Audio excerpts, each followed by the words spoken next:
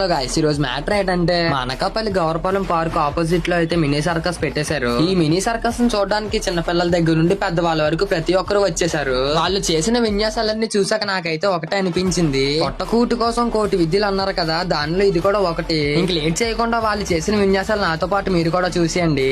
పూట అన్నం కోసం ఎదురు చూడడం, జానడంత ఊపిరి కోసం చేయి చాచడం, కడుపు కాలి కాలి ఇక్కడ బూడి తాగుతున్నా, మనిషి అన్నవాడికి మనసే లేకపోయేనన్నా, ఉన్నవాడే కొంచెం ఇస్తే లేని వాడే ఉండడే, కళ్ళు తెరిచి చూడు దేవుడా అందరూ నీ పిల్లలే.